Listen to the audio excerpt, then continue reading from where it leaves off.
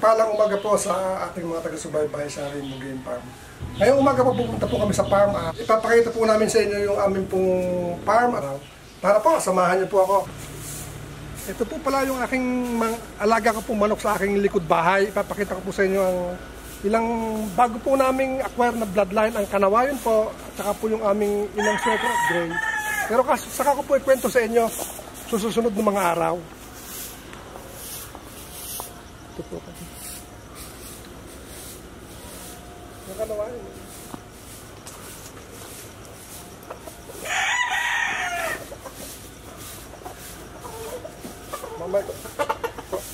Ito nga po pala yung aming Black Bonanza. Napakaganda pong manok. Ito po yung aming bago acquire na Kanawayon through RCJ Game Farm. Amin pong share po niya sa akin ng bago materyales. At ito po pala yung aming isa pang yung aming sariling likha pong gray. Ito po. Napakaganda pong gray nila. Napakagagaling. Saka ko po ikwento sa inyo susunod kong vlog.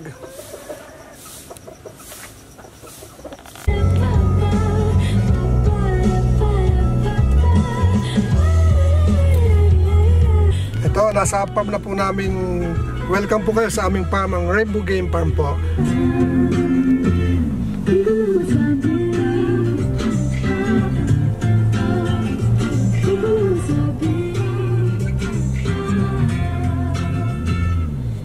Sadyang mahihain ako kung manalata. Basta mapalingon sa'yo, hindi ako makapagba. Pero kasi, basta kasi, iba ka. Di ko na masabi, tuwing tumitingin sa mga mata mo. Kaya sana maintindihan kung ito'y kulang kapag kinakausap ko. Welcome po kayo sa aming farm, sa Rainbow Game Farm po. Yung order ni Sir Rene ng Isabela po, na nasa Amerika po siya. Amin po siyang asikasuhin ngayon yung kanyang biniling pure pumpkin hats po. Para po dito, narito na po pala yung... Ito po yung aming gradas o yung aming pong ruweda.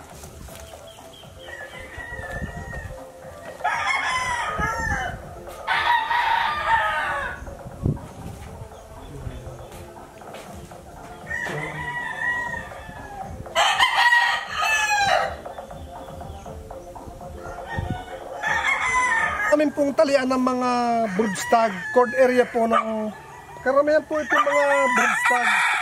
Kukunin ko po rito yung order ni Sir Rene ng Isabela na yung kanyang pumpkin hats na straight breed.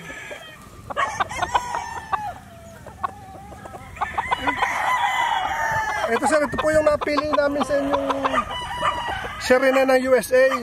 Ito po yung dadalhin sa Isabela ngayong hapon. Kanyang pumpkin hats na order.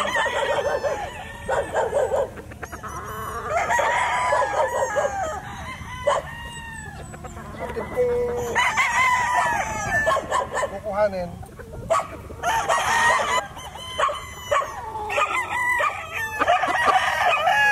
Ito po sir, rin ang inyong pure pumpkin hats. Napakaganda pong manok, ganda po ng katawan. Very, very healthy. Sana po ay maparami nyo at just keep them healthy.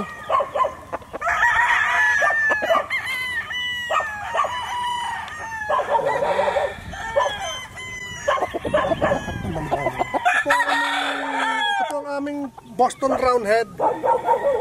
Napakaganda pong manok. Ganda ng kulay, ganda ng tsura. Napakalakas pumalot. Ang galing po ng kanyang estilo kung paano siya umaway. Boston po talaga.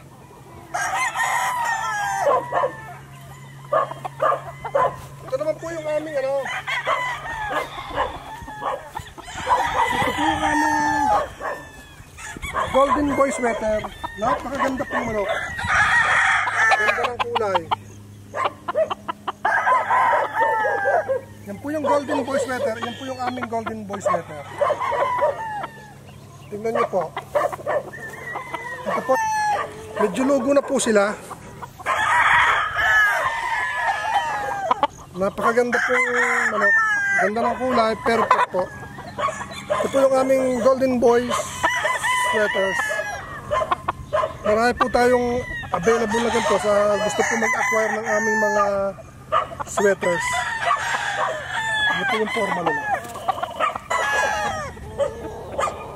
Ito po yung aming newly harvest national banded.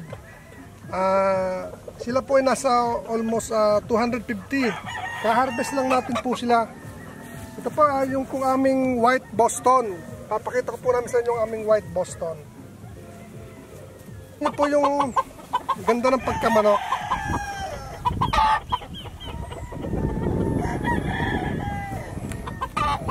Talaga pong quality manok. Kaya lang po mailap kasi po bagong harvest lang, wala pang 4 days na nakatali. Ganda pong Boston.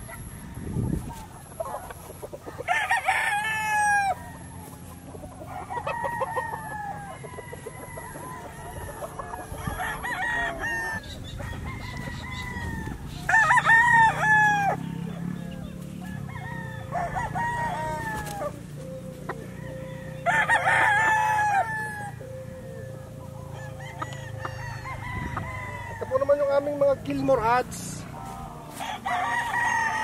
Medyo bagong huli pa lang po kaya medyo maila pa. Hindi pa siya naporma na pero medyo maila pa po kasi po talagang wild po sila sa alpasan. Ito po yung aming code area ng newly harvest na stag. National banded po ito.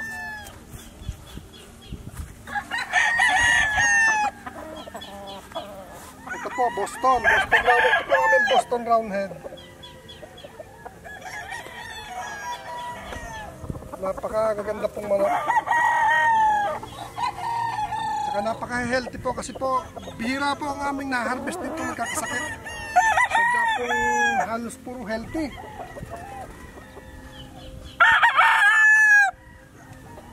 Kasi po papasok po talaga ng sikat ng araw yung aming farm. Kaya po ang manok po ay patay po yung mga viruses and bacteria. Direct sunlight po kasi. Ito pa po yung aming, yan po 5K sweater, napakaganda pong 5K.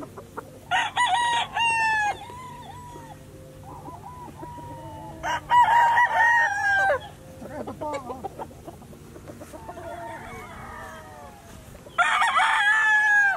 dalawang 5K pong gwapong-gwapa pong manok.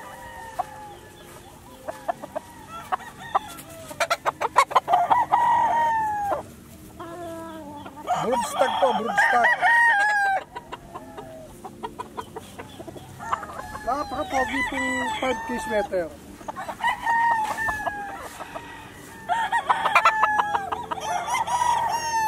Napaka-gwapa pong 5K po to, almost 6 months pa lang po to. 6 months old.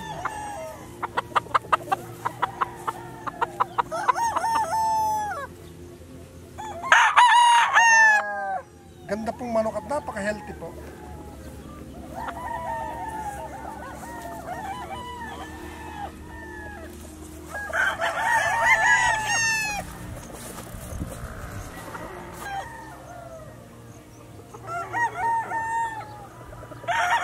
Okay na.